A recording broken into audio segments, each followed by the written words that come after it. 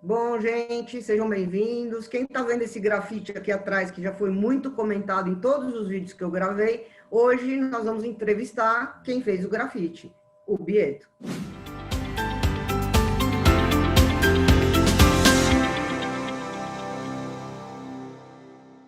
Bom, começando, para quem ainda não conhece o canal, a ideia é dar mérito para quem tem propósito. Então, são sempre entrevistas inspiradoras, motivadoras, felizes. A ideia é que vocês saiam da entrevista melhor do que vocês entraram. Bieto, se apresenta aí para o pessoal, que o seu trabalho já fala por si só, né?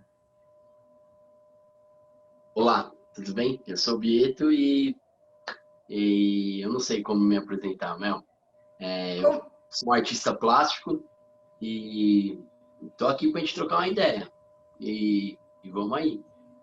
eu já até fiz propaganda tua para fã do canal, que é o Léo Fonteviva, que também é artista. Falei que ia ter a tua entrevista aqui, que ele ia curtir muito. Bietão, como é que começa a tua história com o grafite? Mel, eu acho que começa parecido com bastante grafiteiro, assim, bastante gente que pinta. Primeiro contato, no meu caso, foi assim, adolescente, na escola, uma oficina de grafite. E alguns amigos que eu fiz a partir dessa oficina que já praticavam algumas coisas na rua, assim, como picho e alguns grafites. E aí, a partir daí, a gente fechou uma amizade ali, um grupo. Eu, o Dalu, o Vamp e o Gian. E aí a gente começou a pintar ali perto de casa, assim, no bairro. E aí comecei a procurar entender melhor o que era aquilo e o que era o grafite no movimento hip hop e tudo que isso fazia de ligação no que no que eu vinha pensando naquele momento, né? 16, 17 anos é um momento intenso de pensamento. Né? E teve a ver a tua relação com o grafite, ela evolui junto com a tua relação com o basquete, que eu lembro que você tem bastante história de quadra, de comunidade, de jogar basquete, ou são coisas separadas? Não, tem total. Nessa idade, nessa época, eu descobri o basquete também e descobri que era um lugar que eu ficava muito à vontade, que meu corpo se relacionava muito bem com aquele esporte, com aqueles movimentos, eu me dava bem com os dribles e a inteligência do jogo me interessa. O jeito que você tem que pensar, as escolhas, as estratégias, isso hoje eu consigo ver com mais clareza as coisas que me encantam nesse esporte específico, mas toda a cultura em volta era o que eu tava descobrindo o rap, descobrindo que eu gostava de desenhar e que eu jogava basquete, que meus amigos do basquete da rua ali que se empenhavam em jogar basquete eu cresci ali no Ipiranga e aí esse basquete na Rua Bajiba acontece até hoje ali, né, agora na Casa de Cultura Chico Sainz, no Basta da Tancredo, quem não conhece vai conhecer. E a gente sempre jogou ali, os caras mais velhos eles jogavam na rua e eu molequinho de tudo, de repente viro a esquina da Bajiba ali e me deparo com, sei lá, uns 30 trio de próximos. Muita gente na rua, sentada na calçada, esperando para jogar. Na garagem do Janeto ali, rolando o som no carro, com o porta-mala aberto, e os caras na outra garagem dançando break.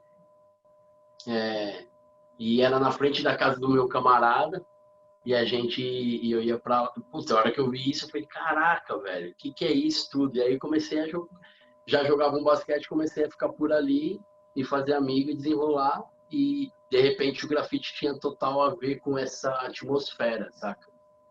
Então era fácil eu estar num lugar que eu ia jogar um basquete e que também tinha um muro para fazer um grafite. E essas coisas Entendi. foram se juntando. É bem a cara da cultura hip hop. Aliás, tem que assistir a entrevista do Taíde e da Ana Preta aqui. Eu vou fazer um playlist de vocês três falando de Grande hip hop. país. Tudo a ver. Meu sonho é encontrar com vocês dois juntos. Eu ainda vou realizar.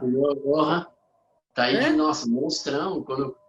Nessa época aí foi quando eu conheci o Taíde e o disco ali. Uau, assim, é uma paulada muito interessante a reflexão que ele propõe. E eu fiquei mal feliz de ouvir e aí saber dessa sua história com ele, é muito louco. Vai ser daqui a pouco essa história vai ser todo mundo junto, porque nós vamos juntar todo mundo na mesma turminha.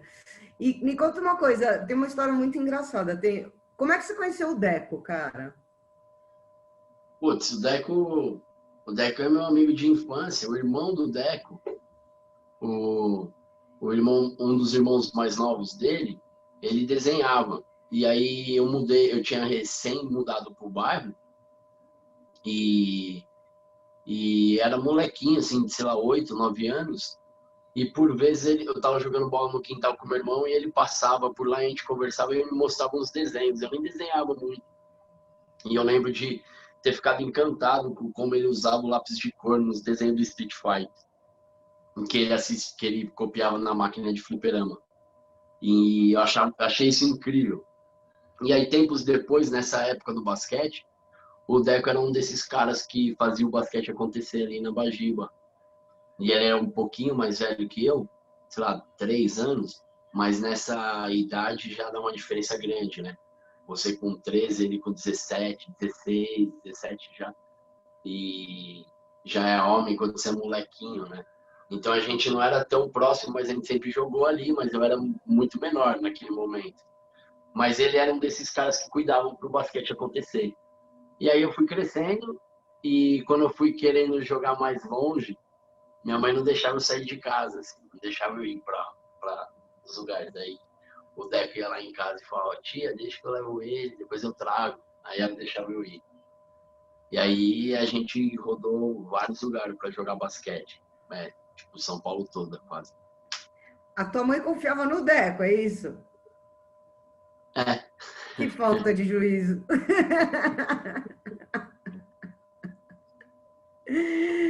O Deco é uma figura. A gente, para quem não sabe, eu vou colocar uma foto aqui do Deco comigo. A gente na frente do Mac Favela. Eu vou procurar essa foto, eu vou achar. Muito bom. E de lá veio uma super amizade. Hoje vocês até trabalham juntos, né? Em alguns projetos que você está Agora, tocando. a gente é amigo mesmo, né? E ah, é esse tipo de relação que é para a vida. Então, eu percebo o quanto que eu cresço com o contato dele na minha vida. E percebo que ele também sente a mesma, tipo recíproco. Então, é muito louco, né? Assim, é sempre feliz os encontros, assim. Mesmo quando é tenso, é por alguma tensão que tem que ser resolvida. E voltando para a história do grafite, eu acompanhei um pouco do teu trabalho anterior. Você foi evoluindo, evoluindo, evoluindo, de repente você encontrou uma identidade visual muito clara, que hoje se eu passo na rua e vejo um grafite teu, eu falo, nossa, ali é o Bieto. Como é que foi esse processo até você se descobrir? Caramba, Mel. Eu, eu fiquei pensando um monte, né, quando você me convidou pra gente trocar uma ideia. Porque você é mó cabeçona, né? Então, não é uma resposta só. Não é uma resposta simples, né? No campo.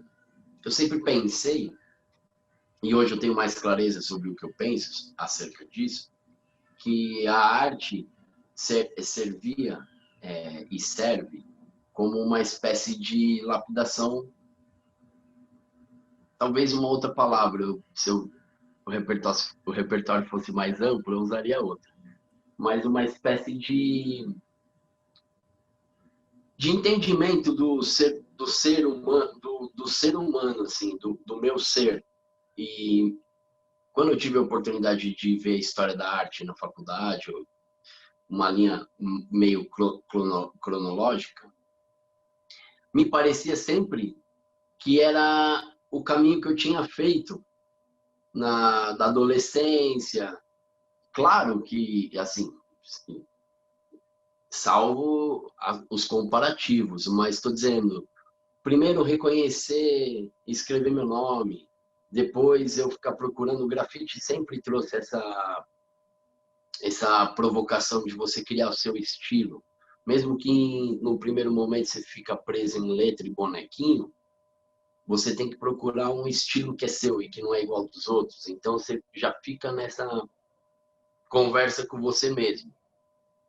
Quando eu tive acesso ao assim, a história da arte com o meu camarada Paulo Pires, um grande conhecedor, e a gente trocava muita ideia, eu fui percebendo eu fazia essa comparação, assim, falava, pô, os caras passaram por vários estágios que eu entendendo, eu também já passo, sem ter que passar a vida inteira no expressionismo, sei lá. O cara inventou, o cara criou uma história ali onde ele consegue quebrar o que era e lança um novo que tem a ver com uma necessidade dele de alguma expressão que aquela antiga não serve mais e ele precisa criar.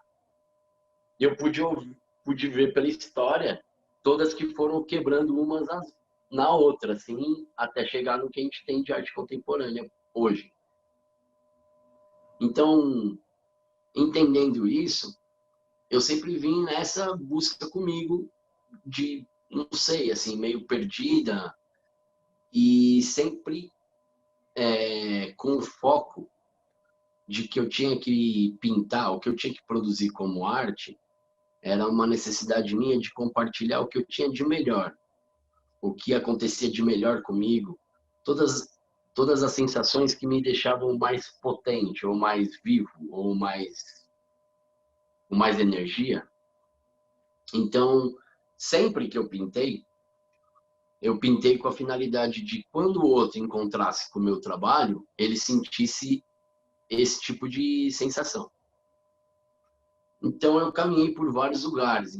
No primeiro momento eu criei os bonecos para o grafite, nessa ideia do grafite. Depois eu tive que começar a pensar nas histórias que eu ia incluir eles e comecei a trabalhar com as histórias que meu avô me contava, meu avô Bastião, paraibano arretado, cheio de história incrível. E aí eu ficava pensando nessas histórias para construir as pinturas que eu fazia. Vou beber um pouquinho de água. Claro. A ideia é que as pessoas conheçam o ser humano por trás do artista, por isso que é porta aberta, por isso que é para ser leve, é para a pessoa conhecer, porque vê a tua arte e não tem a oportunidade de saber quem é o artista que fez aquilo. E tem um monte de gente maravilhada com o teu trabalho. Valeu, que bom. E É, aí, valeu, meu. A princípio, eu fui pensando nisso. Aí, eu vou tentar misturar as coisas, tá? E nesse momento, era um momento que eu passei no vestibular. Passei na Casper Libero. Naquela época, ela era filantrópica. E eu fazia um estágio para pagar e comecei a pintar menos. E o valor do meu estágio era totalmente, era o valor da faculdade. Eu conheci uma peça do Oswaldo Montenegro, o Noturno, no Teatro Dias Gomes, na época. E durante a faculdade eu fiz os cursos e pintei. E fiz os cursos lá, pintei o cenário para eles, fiz uma permuta e peguei o curso e fui fazer o curso. Achei muito legal, foi incrível. E no final do curso, quando eu apresentava a peça, tinha uma parede, eu sugeri para o Deto, o irmão do Oswaldo, o diretor de lá, para a gente fazer uma exposição, se eu podia levar um quadro. Era a dança dos signos, se eu podia fazer um quadro para cada signo. Que eu tinha um quadro para cada signo, eu falei para ele, e que a gente podia expor. Aí ele falou, me traz um quadro para eu ver, porque aquela parede fica vazia, pode ser interessante. E aí eu perguntei que signo que ele era, e cheguei em casa e pintei o quadro e levei no outro dia que eu não tinha nenhum, não tinha ideia, não tinha nenhum. Aí ele gostou da ideia e falou, pô, vamos fazer. Daí pintei os 12, ficou um mais bonito que o outro, e eu lembro que eu vendi 9 telas. E com esse dinheiro eu paguei vários meses da faculdade. E aí eu pensei, poxa, trabalhando eu não consigo produzir, então eu vou parar e vou me dedicar à pintura. E aí conversei em casa, foi uma treta, né? E fazendo faculdade, as responsas, tudo. Aí minha mãe falou, pô, beleza, aqui você tem casa, tem comida, se em 6 meses você não fizer um dinheiro com isso aí, você volta para procurar emprego. Eu falei, tá bom. E aí eu tô aí, já faz uns 200, já, vixe, faz tempo pra caramba. E aí, nesse momento, acabou a peça, eu fiz outra peça, mas as peças eram, como é que fala? Não sazonal, saca? Mas tinha um ciclo de processo de construção da peça com os alunos, que era um processo longo, e depois a conclusão da peça. Então, esse tempo não tinha peça e não tinha como vender quadro. Eu falei, caraca, não pensei nisso. E aí eu fui para Paulista na feirinha, já que eu já estava na Paulista sempre, naquela feirinha de domingo no Parque Trianon. E aí eu fui ver como é que fazia. Daí documento lá é vitalício, só quando alguém morrer que entra, abre vaga, tem vaga. Foi isso que me falaram naquele momento. Cara, não vai rolar. É o lugar mais procurado e tal. Aí fui, atravessei a rua do quarteirão do Trianon. Aí era o Big Bang, não sei se você lembra, na esquina, que agora acho que é a Marisa. Aí a gente atravessei ali e continuava a feirinha, só que era tipo os clandestinos, de quadro. Só tinha, no domingo, naquele momento, só tinha a feirinha de arte ali. E aí cheguei no último cara, o último que tinha, quando acabava, eu falei, irmão, como é que eu faço para expor aí? Daí esse cara é o grande Querua, José Carlos, meu camarada, até hoje. Falei, cara, meu primeiro domingo, semana que vem volta aí e traz as coisas que a gente divide o espaço. Eu falei, caraca, velho, eu venho, que cara incrível, tal. Daí a gente passei 2 ou 3 anos vendendo os quadros lá de domingo e terminei de pagar a faculdade vendendo os quadros lá. E as outras coisas que eu desdobrando. Fazendo um paralelo com o que você me perguntou, nesse momento eu percebi que as histórias que meu avô me contava, que tinham um conteúdo bem folclórico, eu vendia muito fácil. E entendi que tinha um grupo grande de turistas que gostavam dessas coisas. E aí comecei a pintar uns sambas, umas festas que me interessavam, Bumba Meu Boi, Maracatu. E aí eu fiquei pintando um tempo essas festas e comecei a pesquisar as histórias das festas e não referências fotográficas. Então, tentava entender a festa ali, o contexto que ela surgiu, por quê, como que era e tal, e dava minha leitura, conversava com meu avô. Vô, você conhece Bumba Meu Boi, Sotaque de Matraca? Ah, não sei o quê. Saca? Ia nessa ideia e ia construindo as imagens. E isso deu certo, assim. Paguei a faculdade, fiz um monte de coisa. E aí fui fazendo isso. E fui pensando e construindo as coisas. E fui percebendo que eu me interessava e me interesso muito pela física da, da luz. O teatro lá do Dias Gomes, o Oswaldo, eu gosto muito do Oswaldo. E, cara, as ideias que ele teve com luz ali nunca mais saiu da minha cabeça.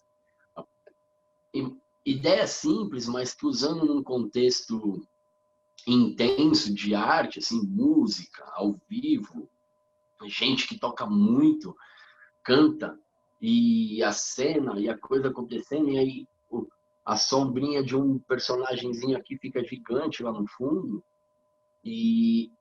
nossa, isso sempre mexeu comigo, no sentido de que eu queria também sempre me incomodou o tipo de iluminação que estava no quadro, porque refletia branco onde eu não queria, por exemplo. Daí eu comecei a querer entender melhor essas questões. Então, em paralelo do que eu ia pintando, eu fui tentando pesquisar mais sobre como a tinta reagia à luz e como que eu poderia me usar das coisas que tem fácil de comprar, uma luz RGB que troca de cor com um controlinho, e aí eu ponho o vermelho, ponho o azul, ponho o verde, o que isso muda. Conheci o Fábio Stasiak, numa história incrível, e esse cara é um mestre de LED, e a partir daí, qualquer coisa que eu quis pensar em entender, ele já me dá aulas e aulas de como funciona, dica do que estudar, construir um monte de coisa para eu poder ver na prática o que a luz ia mudar no meu trabalho. E aí eu fui entendendo que me manter atento para o que eu queria no campo das minhas curiosidades, iam me trazendo pessoas interessantes que eu criava amizade e virava tipo um irmão. Tipo, o Fábio é meu irmão, Jacaré. Saca? É um carinho incrível, assim. E a gente trocou muito desse lugar de troca de conhecimento e não...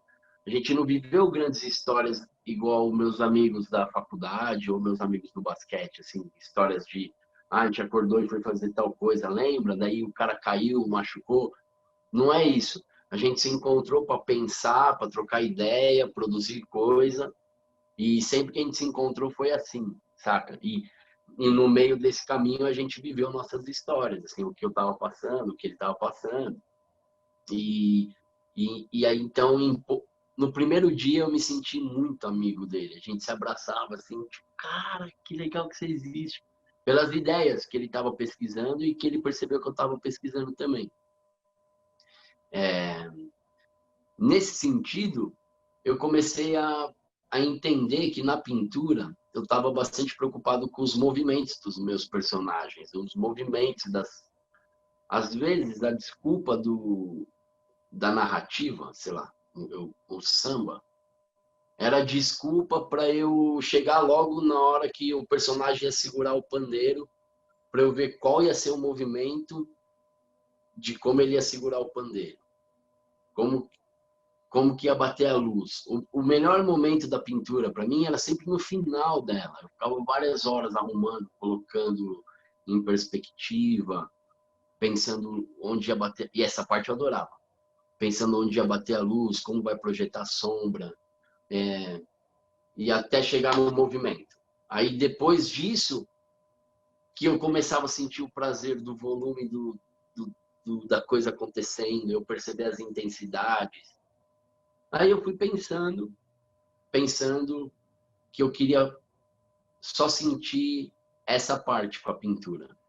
E essas formas, eu sempre desenhei, pintei, gostava dos movimentos, mas eu ficava nessa necessidade de criar significado, figura para elas e não deixar elas serem só. Aí teve um dia ouvindo algum som do Lenine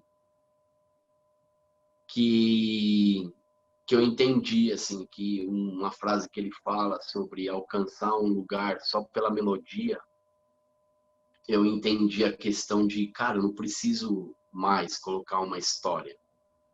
Eu posso só deixar as coisas serem, assim, o que me interessa é o movimento, a coisa. E eu construí isso e aí é muito prazeroso para mim, Mel. Eu fico o tempo inteiro eu não sinto aquele pensamento de, putz, meu, vou lá, tem que dar o fundo, tem que não sei o quê, tem que arrumar as proporções, puta, ainda tem...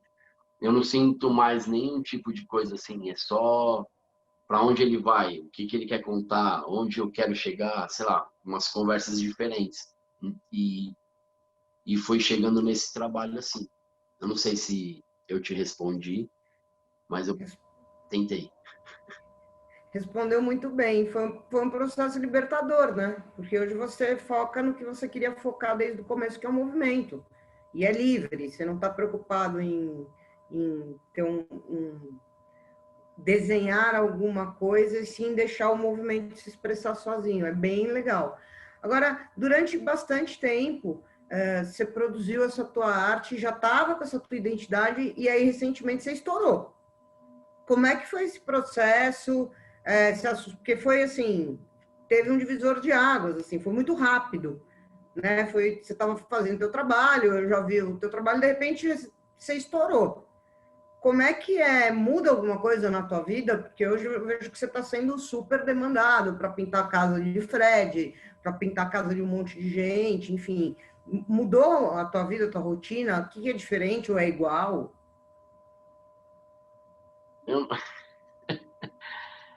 Eu, tá bom, eu estourei. Eu não sei muito isso. É, eu não sinto assim. Eu sinto que mudou um monte de coisa. talvez o divisor, talvez não, o divisor de águas foi pintar na casa do grande Lucas Lira. E cara, acho muito legal poder falar disso com você, por exemplo. Porque eu tive essa formação de publicitário, né?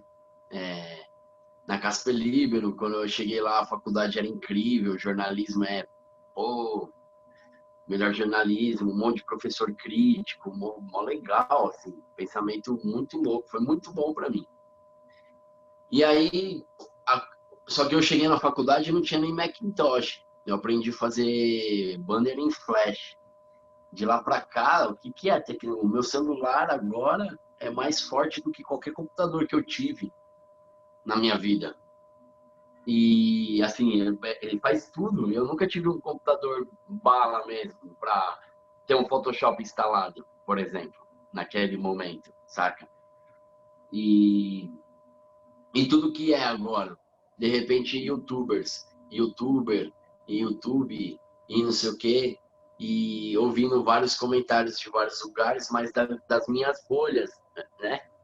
Então eu ouvia coisas assim, putz, não, meu, nunca era uma coisa... conheci, assim, você já viu o tal youtuber? Vê lá, é muito louco, você vai gostar. O comentário era meio ruim, assim, tipo, esses caras, essas minas. Aí tá. Aí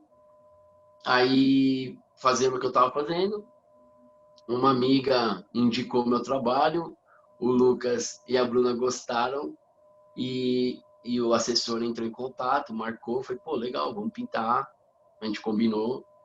Ele vai fazer um vídeo. Falei, poxa, legal, maravilha. A gente combinou as coisas e eu não conhecia. E quando eu cheguei lá, o cara já estava filmando. E foi o vídeo do jeito que ele editou. E o que eu achei muito louco, meu, é que por muitas vezes eu quis mostrar o processo, eu quis mostrar o que é importante para mim, para pintar.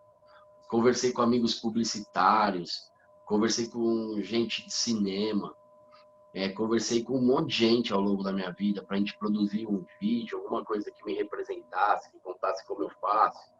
Porque várias coisas são importantes para mim pintar do jeito que eu pinto. Quando eu estou à vontade, quando eu consigo construir tudo do jeito que eu gostaria que fosse, quando eu consigo levar meus amigos músicos para ficar tocando música enquanto a gente conversa e eu vou pintando e a música vai sendo construída junto. São várias coisas que eu gosto de fazer que não é muito comum de conseguir. Então, eu sempre fiquei tentando mostrar isso de uma forma natural. E, cara, quando eu fui assistir o vídeo que ele fez, ele conseguiu fazer isso, sabe? Ele conseguiu mostrar o meu processo, ele conseguiu brincar, não fica uma coisa intocável, mística, saca assim?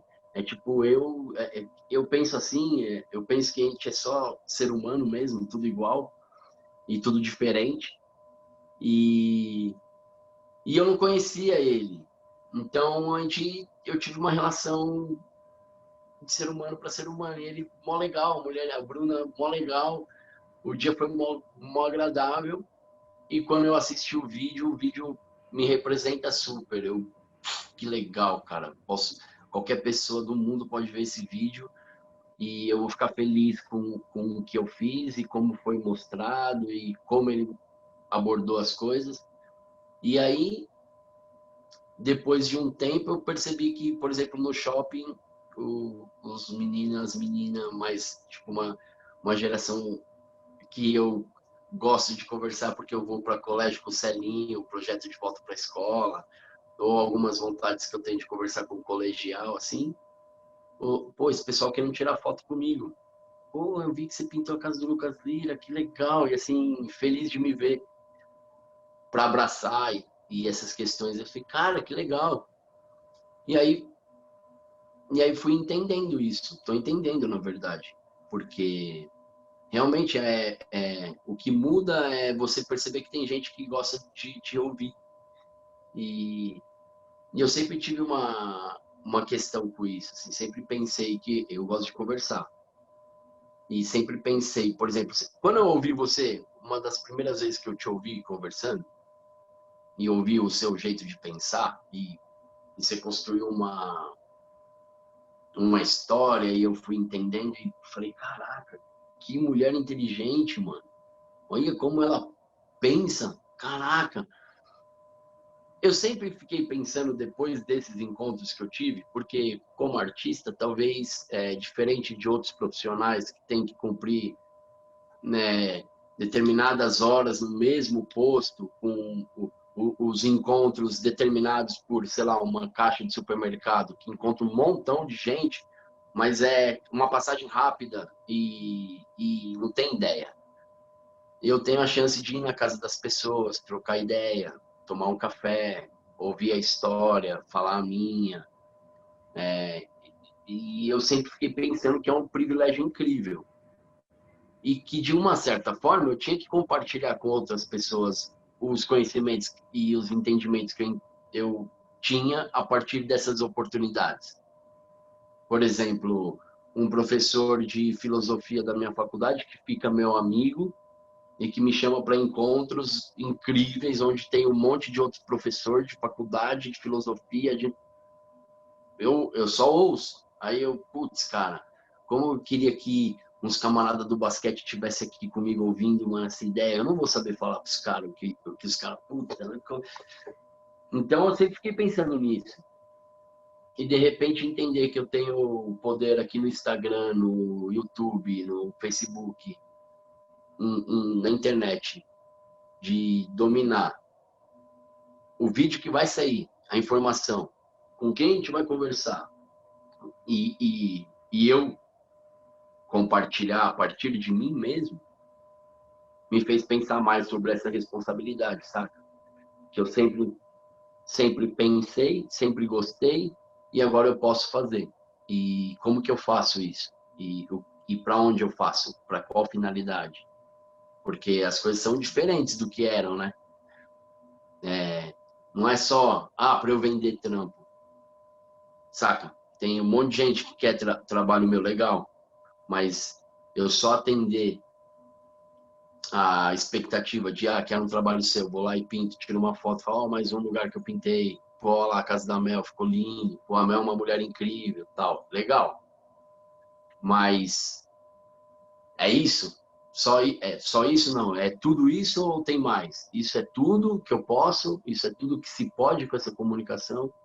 Eu tô nesse momento, entendeu? De pensar a partir dessas coisas. Então, eu acho que mudou a sua resposta, né? A sua pergunta, a resposta minha é, provavelmente, eu sinto que mudou bastante. Mas Mudou e não mudou muito como eu vi as coisas. Mudou o meu entendimento de poder executar o que eu já pensava e que às vezes eu ficava na sensação que eu era dependente de intermediadores. Acho que agora eu consegui reduzir com clareza. não, mudou e eu acho que a maneira com que você se apropriou disso, ela é muito saudável. Então, assim, você usou essa exposição que você conseguiu e vem usando para promover causas extremamente relevantes. Uma delas foi o leilão com causa, né? Sim. Cara, Mel, Hoje você consegue ter uma voz e impactar diretamente um monte de gente. E eu conheço um monte de gente que se estivesse na sua posição, não faria nada. Eu acho que você entendeu que com a tua exposição veio um pouco de responsabilidade social, você está devolvendo para a sociedade. Isso eu acho absolutamente louvável. certo. É, eu acho que essa parte, sinceramente, eu acho que é o mínimo. É o mínimo. Eu sou dotado de todos os privilégios que tem. Todos que tem, eu tenho. Todos os privilégios que, ó, das coisas diferentes, do momento que a gente vive, das lutas das minorias todas, em busca do mínimo. Os caras não estão brigando por grandes. É o mínimo, é mulher parar de apanhar. Manja, Mel. É tipo, é o mínimo. Então eu sinto que eu nem é muito assim. Eu eu não sinto assim que eu fiz grandes coisas. Eu sinto que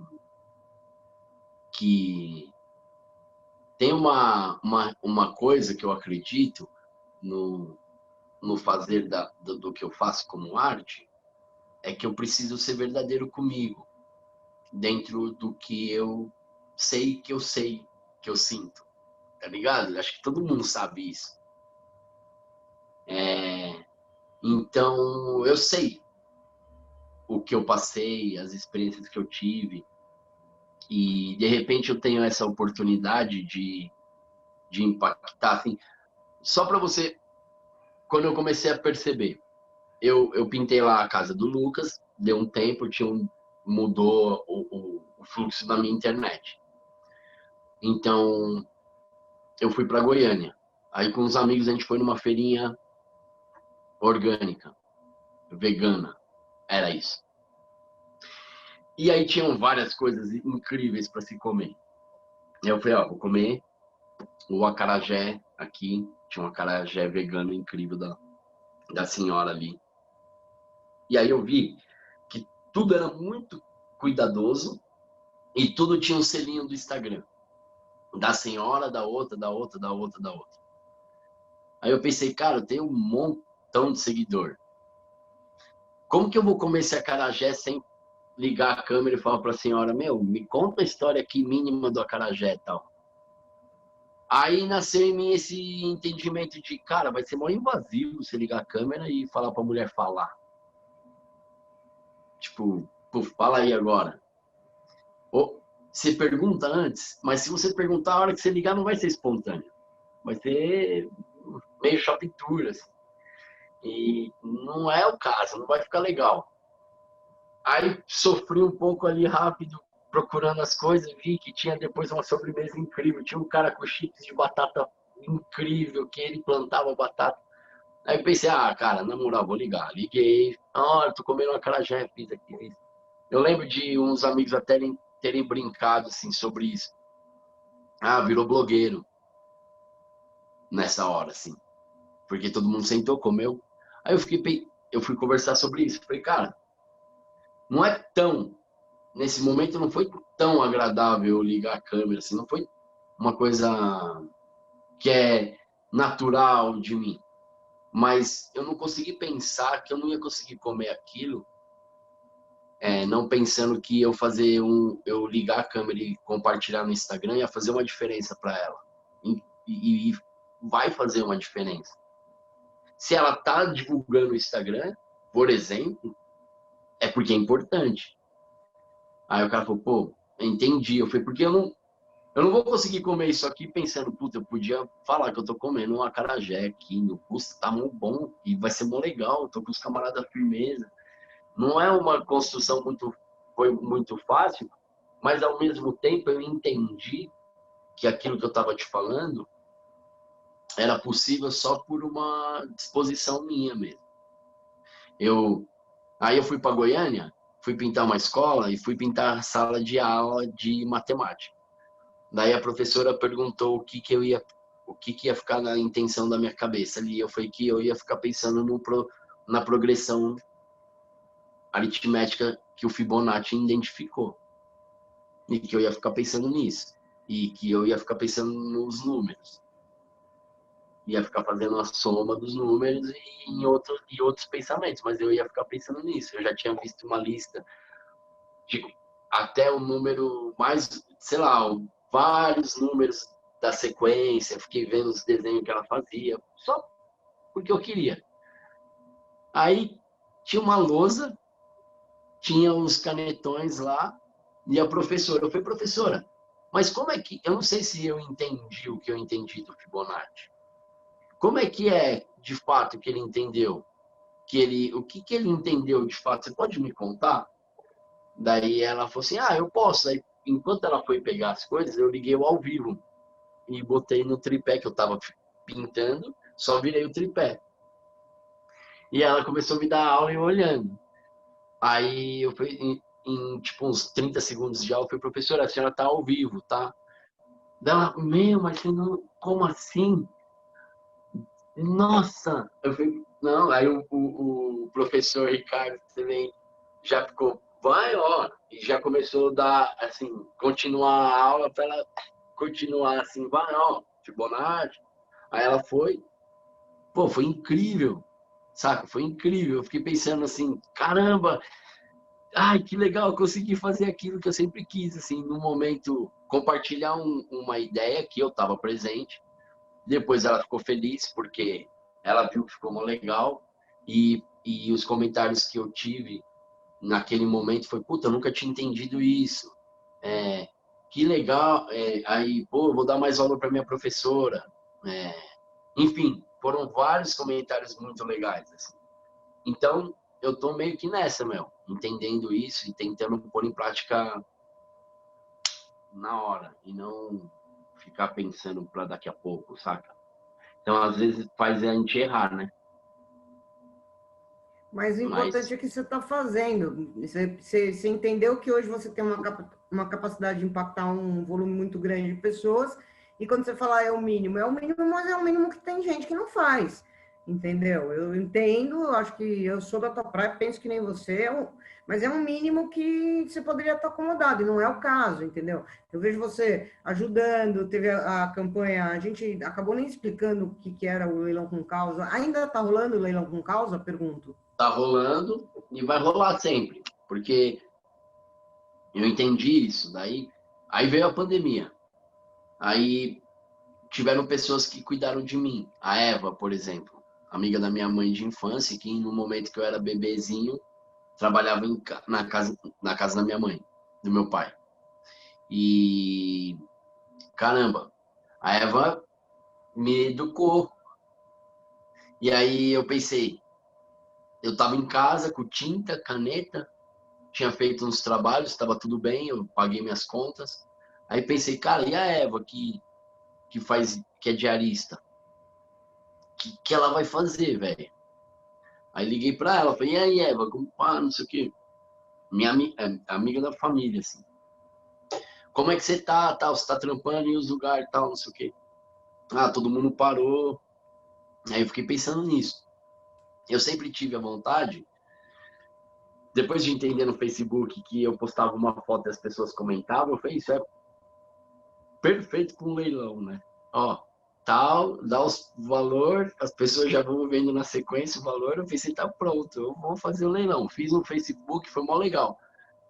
Aí fiquei pensando como a gente podia fazer isso no Instagram, que eu sempre quis fazer essa ideia de, ainda vou fazer. Será que eu posso falar? Porque daí podem fazer essa ideia e eu nunca mais faço, né? Mas posso falar, né, acho. Eu vou fazer. Eu já estou fazendo essa ideia de um leilão sempre. Sempre, todo dia tem um leilão. Saca? E essa viagem de ser do zero, o valor do zero. Eu vou misturar a conversa agora. Então, depois, se você voltar e lembrar de voltar nisso, eu falo sobre esse pensamento do zero. Mas eu pensei que todas as vezes que eu tinha feito um leilão, tinha dado certo, tinha vendido. E que eu podia, já que eu estava em casa e ia desenhar, fazer os desenhos e o valor do leilão ir para a Eva, inicialmente, imediatamente. Porque, pô, é o mínimo, né, Mel? Eu ficar em casa desenhando. Caraca, o que eu tô fazendo demais? Fazendo o que eu gosto de fazer e eu posso vender isso. E nesse momento eu posso destinar isso para Eva. Aí pensei em outras pessoas que participaram da minha vida, direto ou indiretamente próxima, com com a mesma profissão. Minha prima estava de boa, então eu fui vendo as pessoas que estavam sem conseguir trabalho e sem dinheiro, que eram. Eu gosto de um pensamento que o Mano Marechal faz num rap dele, que ele faz essa provocação. Você quer ser o melhor? Vai ser o melhor para sua comunidade. Isso sempre ficou na minha cabeça, porque as pessoas ajudam um monte de coisa, mas em casa, na rua, na calçada, na vizinha, no prédio, nos andares, ninguém se conhece, mas ajuda uma causa incrível, não sei aonde, ou doa tanto de dinheiro para não sei aonde, ou quem as religiões, as pessoas doam. e, e tá tudo indo, assim.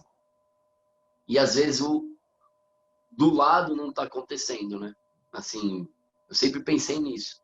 Então, nesse momento, eu fiquei pensando que se eu fosse ajudar com o mínimo que eu faço, que no mínimo seja as pessoas próximas a mim. E aí foi um start da ideia, assim, naquele momento de pandemia, esperando que acabasse rápido e que ajudasse pelo menos ali, minimamente, seguir o dia a dia até voltar aos trampos, entendeu? Nada de grandes ideias.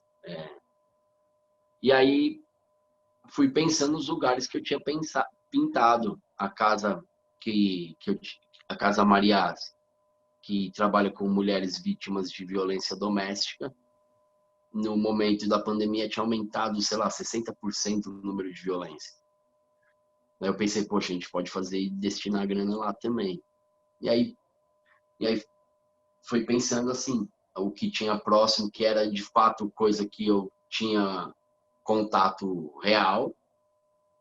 E agora no momento, acho que agora quando for no momento mesmo, os jovens artistas que participaram da minha vida, que participam, ou com aula que eu dei em alguns lugares, ou a partir de admirar meu trabalho, a gente começar a conversar e ficar amigo, ou, enfim, ou não só jovens artistas também, tipo, que nesse momento também tá sem o trampo direito, tá difícil de fazer algumas coisas,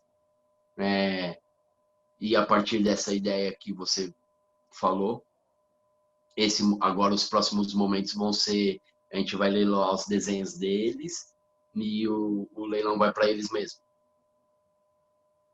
Super Então, legal a é o iniciativa, próximo super passo. legal. Esse é o próximo passo. Entendi, já deu em primeira mão para o pessoal o próximo passo. Você falou uma coisa de negócio, dá ideia, dá ideia, dá ideia. Pode dar ideia à vontade, eu vivi isso a minha vida inteira. Quer, O quê? dá ideia. A ideia em si, o importante é a execução, entendeu? Então, Uhum. assim, eu vou dar ideia, o cara vai fazer primeiro, vai fazer antes, vai fazer. Pode fazer, não necessariamente o fato de você ser Tá o bom, primeiro. entendi, tá bom. Eu, tipo, tenho vontade de fazer um aplicativo de leilão, de Aí, arte. Um aí, aplicativo de desenho. Todo dia vai ter um até tal hora, com variações de coisas. E eu não sei fazer aplicativo. eu sei, eu te ajudo. Tá bom. Eu te ajudo nisso, pode deixar, a gente Demorou. monta. Então, tá bom. Escuta, muito bom o papo com você. Acho que é uma chance da galera que admira teu trabalho, que querendo ou não ver você pintando, querendo ou não passa e vê na rua. Outro dia foi muito engraçado. O Gui Rangel, que inclusive eu entrevistei aqui, ele foi na Febraban e viu uma pintura tua. E aí ele falou, pô, Mel, eu vi igualzinho da tua casa. Eu falei, é o Bieta, é o mesmo artista. Que legal. Que Não, legal, mano. muito, Fico feliz. muito legal. Então, assim, acho que é uma chance da galera que está vendo teu trabalho, que te admira e vendo aí os teus corre, conhecer melhor o ser humano que tem por trás.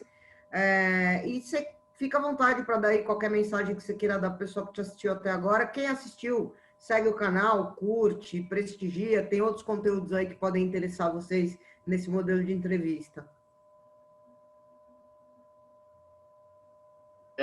Eu falei um monte, né, Mel? Não, Ficou imagina. faltando um monte de conversa, né? A gente pode conversar o ano inteiro, se você quiser. Se você quiser mandar alguma mensagem aí. Acho legal você mandar uma mensagem para novos artistas, cara, porque isso é um negócio Certo. que você passou por isso, novos artistas. O cara, às vezes, ele fica um pouco assustado para tomar a decisão que você tomou de parar de trabalhar porque você não estava conseguindo produzir. Para conseguir produzir e ter tomado uma feia em casa, né, com a mãe.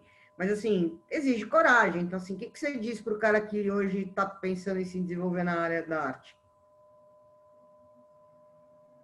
Tá bom. Ó, eu tô. Tá. Eu tenho pensado um montão, né? Em um monte de coisa que eu sempre pensei. Mas recentemente eu tô fazendo um curso com o grande Luiz Fugante de filosofia nômade, escola de filosofia nômade, é incrível. E, e eu tenho descoberto mais o pensamento daquele mano grego, Spinoza, Você é louco. Conhece, Mel? Vale a pena. Vou conhecer. E, caramba, o cara pensou as coisas que ele pensou em 1600. E eu tava com o Deco, a gente foi fazer um trampo. Eu falei, irmão, eu vou ler a primeira página do livro do cara. O cara é de 1600 e alguma coisa, mano. Aí ele falou, demorou. Aí eu li. Ele começa o livro Ética com, com definições. Tipo, sei lá, 7 ou 8 definições. Aí depois 7 ou 8 axiomas.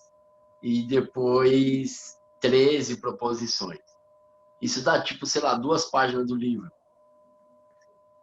Eu li metade da página do primeiro, eu falei, irmão, esse é só o 1 e o 2. Dá pra gente pensar quantos anos nisso que o cara já falou lá atrás.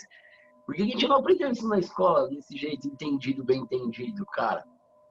E, e esse pensamento desse cara me faz tem sido muito legal para mim ter mais clareza sobre o que ele pensou. Claro que é, eu sei nada, né? Mas essa ideia da gente entender toda essa mistura junto aí que eu falei, né? Principalmente com o Fugante, entender que somos diferentes e que somos diferentes e que a gente é dotado da possibilidade de efetivar a nossa diferença. Assim como na natureza as coisas que acontecem são efetivações das diferenças das coisas. E isso diz muito comigo. Eu ressoa bastante dentro da minha cabeça esse tipo de pensamento, saca, meu? Então, sempre que eu ouvi um artista mais velho, tipo, dando entrevista no Serginho Groisman, ou coisa assim, e a pessoa falava o que você falou, o cara falava, acredita no seu sonho. Eu falava, irmão, na moral, da hora, obrigado, mas dá a caminhada. Dá a caminhada, mano. Acredita no meu sonho, eu já acredito, tio. Mas como é que você chegou no rolê, mano? Como é que faz? Da onde que vai, pra onde que vai? E hoje, o que eu tenho pra falar é acredita no seu sonho. Que loucura, Mel, porque o bagulho é diferente para cada pessoa. E as histórias são construídas fazendo as histórias. Então, eu fui para Paulista para vender o quadro e uma senhora, dona de uma galeria de arte brasileira, ali de baixo, da rua de baixo, da Lorena, me convidou para fazer parte dos artistas da galeria dela. Eu vendi um quadro mais caro que eu vendi, era R$ 500, 1,20 por 80, na Paulista. Já pagava 2 meses de faculdade esse valor. Ela pediu para eu pintar umas coisas de 10 por 20, de 15 por pequenininho. E ela me pagava R$ 900. E aí eu só fui parar na galeria dela e entender isso porque eu tava lá na rua. Se eu for falar para alguém, vai para a rua e vende seus quadros, pode ser que esse encontro não aconteça. Pode ser que isso não aconteça. Mas se você tiver a chance de acontecer, se for acontecer, é o que eu falo que é a sorte. Nossa, que sorte, né? Que eu tava lá quando ela passou e tava procurando alguma coisa. Seria a minha ideia de sorte. Tipo, que sorte que eu tava disposto a conversar com a Mel quando ela tava disposta a conversar e não sorte no lugar de, tava caindo aqui, caiu isso aqui, olha só, caiu um meteoro de ouro. Aí é outra história, né? No sentido da sorte. O que eu sempre pensei era isso. Então, isso que você me fez pensar tem a ver com isso. Se a gente consegue entender efetivamente o porquê que a gente faz as coisas, mesmo que esse porquê seja abstrato, saca? Porque eu preciso, porque a partir de entender esse lugar, que ele é muito aberto, porque se eu não fizer isso eu não fico bem. Eu preciso pintar para me sentir bem. Tá bom. Aí você entendeu isso. Aí tipo, sabe? puxa no zoom. O que é se sentir bem? O que é... Aí vai indo cada vez mais para dentro, saca? Tipo, se você fizer isso porque você quer, não tem chance de não dar certo. Porque o dinheiro, o sucesso, essa fita é o efeito. É o efeito do outro bagulho. Não sei se... Eu não poderia concordar mais com o que você está falando. É consequência. É o que você falou, você vai, faz tua coisa, acredita no teu propósito, faz bonitinho, não sei o quê. O resto é consequência. Tá certíssimo. E eu acho que não é sorte, é sinergia, atração. Tá super certinho o que você falou. Super Certo. certinho. É sinergia. As coisas não acontecem por acaso. Eu queria te agradecer, acho que assim, eu tô mais leve. Eu adoro conversar com você. Eu adoro conversar com você, sempre, sempre. Então, eu queria te agradecer o tempo que você gastou aqui comigo e já vou pedir para você Você é gastar mais, louco. tá? Eu não gastei tempo, não, eu investi, não é? Vai, vai, Ou eu vai. apliquei, sei lá qual é o nome. Eu não gastei, não. Que bom, que bom. Eu também, muito feliz. Obrigada de você ter dado a entrevista. Agora vai ter que investir mais tempo, porque eu estou com saudade. Eu vou cobrar da gente se encontrar depois disso. Da hora, Mel. Obrigado, viu, pelo espaço, pela importância que você dá para mim, para as conversas. E, Mel, eu acho que você é uma das cabeças mais inteligentes que eu conheci. E muito feliz que você entrou nesse caminho aí de compartilhar e de pôr para o mundo essas coisas, porque, cara, o tipo de conexão e tipo...